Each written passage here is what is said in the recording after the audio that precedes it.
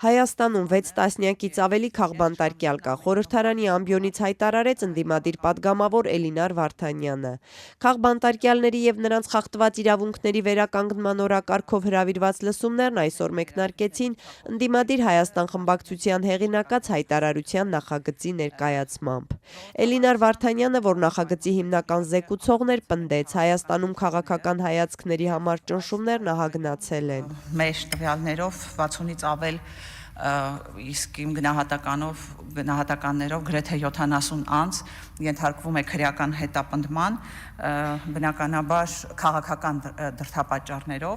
իսկ նրանցից գրեթե 40-ը գտնվում են քրեակատարողական հիմնարկներում։ Նախագծում քաղբանտարկյալների կոնկրետ անուններ նշված չեն, փոխարենը ընդհանուր ասվում է, որ ճնշումների են ենթարկվում հոգևորականներ, նախկին ու ներկա քաղաքական գործիչներ, տեղական ինքնակառավարման մարմինների ներկայացուցիչներ, բարեգործներ, նաև իշխանությանը քննադատող քաղաքացիներ։ Էլինար Վարդանյանը ամեն դեպքում առանձնացրեց ահաբեկչության փորձի եւ իշխանության յուրացում նախապատրաստելու համար մեղադրվող Լիդիա Մանթաշյանի օրինակը, որի կալանքն ու տեսակցությունների արգելքը պահպանվում է։ Լիդիա Մանթաշյանը այս պահին միակ կին քաղաքական բանտարկյալն է եւ ընդամենը օրեր առաջ դատարանը հերթական անգամ 3 ամսով երկարաձգեց Լիդիայի կալանքը եւ դա այլ կերպ, քան պատիժ Լիդիայի նկատմամբ հնարավոր չէ որակել։ Բայց սա միակ անունը չէր, որ հնչեց այսօրվա լսումներին։ Ընդդիմադիր գործիչներն ու փաստաբանները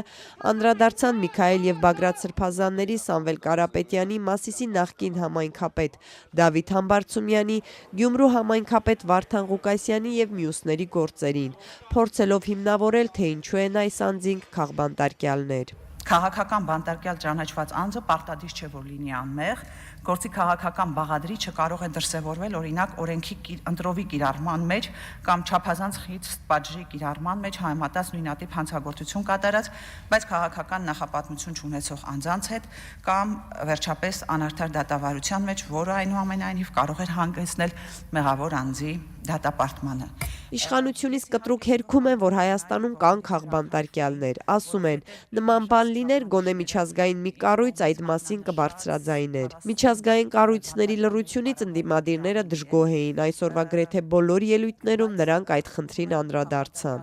Նախկին պատգամավոր Նաիրա Զոհրաբյանը հիշեց, ինչպես էին նախկինում քաղբանտարկյալների թեմայով քննարկումներին արձագանքում միջազգային կառույցները։ Ցանկացած նման քննարկման ժամանակ Սվիտարսկին լիժանքան դնում էր եւ ըստեղից չէր գնում որևէ տեղ։ Ընդդիմադիրներն այսօրվա լսումներին նաեւ միջազգային կառույցների ներկայացուցիչներին էին հրավիրել, բայց ինչպես հայտարարվեց նիստի մեկնարկին, ներկա էր միայն Հայաստանում Միացյալ Նահանգների դեսպանության քաղաքական ներկայացուցիչը։ Ընդդիմադիրներին պակաս չվրդովվեցրեց նաեւ գլխավոր դատախազի բացակայությունը։ Աննա Վարդապետյանի խորհրդականը դեռ 3 էր ազատությանը հայտնել, աշխատանքային ծանրաբեռնվածության պատճառով դատախազը չի գնա ազգային ժողով։ Կոնկրետ քաղաքական, իրավական գործողություն ենք պլանավորում գլխավոր դատախազի այս վարքագծի կապակցությամբ։ Ելույթներից բացի լսումները նախաձեռնողները ազգային ժողով էին բերել այն բոլոր անձանց լուսանկարները, որոնց քաղբանտարկյալ են համարում։ Դրանք տեղադրված էին կառավարության անդամների համար նախատեսված հատվածում։ Այստեղ լուսանկարներ են դրված։ Բոլորին իհարկե ազատություն եմ մաղթում, բայց շատ խորհրդանշական է, ես կուզեի, որ իրականում Միքայել Սրբազան հենց այդ աթոռին նստած լիներ այս պահին, որպես Հայաստանի վարչապետ, երևի լավագույն լուծումը կլներ։ Իշխանական որևէ պատգամավոր նիստին ներկա չէր։ Միայն ազգային ժողովի նախագահը կարճ արձագանքեց քննադատություններին, այն էլ լրագրողների համար նախատեսված օթյակից։ Լավ է, որ լավ գաղափար են, նկարներ են դրել, որպեսզի ինչ որ չափով դահլիճը լրացված լինի, հա, կարող են մնացած տեղերում, որտեղ մարդ չկա նստած, էլի նկարներ դնեն, ինչ որ նկարներ, չգիտեմ, օրինակ անցյալից նկարներ դնեն, որ մարդիկ հիշեն անցյալի, ասում եմ, այն բացակատեղենը թող անցյալից նկարներ դնեն, այն մարդկանց, ովքեր որ լրագրողների ծնոթ էին կոտրում,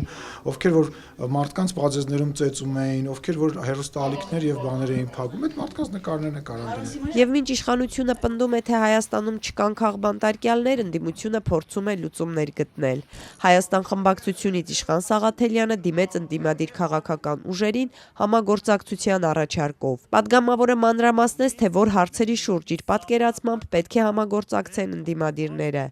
Նախ ասած, բոլոր օրինական միջոցներով պետք է ձևավորեն հակազդեցություն քաղաքական ճնշումների նկատմամբ, պաշտպանեն եկեղեցուն եւ քաղբանտարկյալներին, ընդդիմադիր դաշտում բացառեն իրար դեմ հակաքարոզչությունը, համախմբվեն եւ վերահսկեն նախընտրական, ընտրական եւ հետընտրական գործընթացը, զերծ պահելով իշխանությանը չարաշահումներից։ Ես հայտարարում եմ, որ մենք հաջորդ շաբաթվանից Հայաստանի բոլոր ընդդիմադիր դերակատար ուժերի հետ սկսելու ենք այս խորհրդակցությունները եւ կարողանալու ենք այդ ամբողջական կոնսոլիդացիան առնվազն իմ վերը նշված